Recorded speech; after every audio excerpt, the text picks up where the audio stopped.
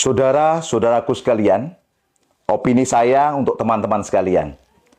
Kalau dalam pandangan Islam, dalam kitab Azhizah Daulatil Khilafah, tentara harus profesional dan masuk dalam departemen peperangan atau Dairah Al-Harbiyah. Tugas pokok dan fungsinya fokus menangani semua urusan yang berhubungan dengan angkatan bersenjata seperti pasukan, logistik, persenjataan, peralatan, amunisi, dan berbagai alutsista lainnya. Termasuk tentu menangani akademi-akademi militer, misi-misi militer, serta pemikiran Islam dan pengetahuan umum apa saja yang menjadi keharusan bagi tentara, serta menangani segala hal yang berhubungan dengan peperangan dan persiapan peperangan. Sedangkan satuan kepolisian atau surtoh harus profesional, fokus bertugas untuk menjaga keamanan dan ketertiban dalam negeri. Al-Amn Ad-Dakhili.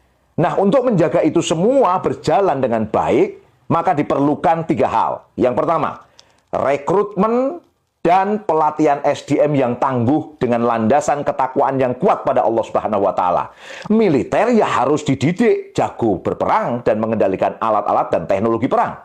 Sedangkan polisi ya harus dari sosok-sosok terbaik yang paham hukum Islam, tegas, tetapi dengan tetap humble mengayomi. Semua ini hanya terwujud bila sistem pendidikannya memang sesuai dengan Islam.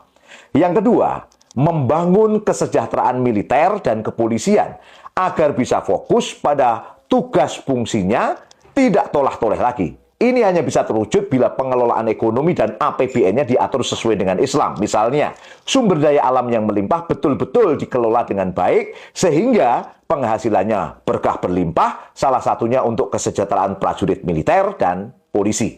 Yang ketiga, pencegahan dan pemberantasan korupsi dengan menerapkan pembuktian terbalik seperti pada masa Umar bin Khattab.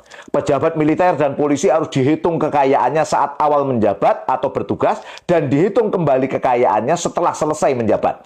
Bila ada kelebihan, maka dia harus membuktikan mandiri. Bila tidak bisa membuktikan, maka itu harta korup dan pelakunya bisa sampai dihukum mati.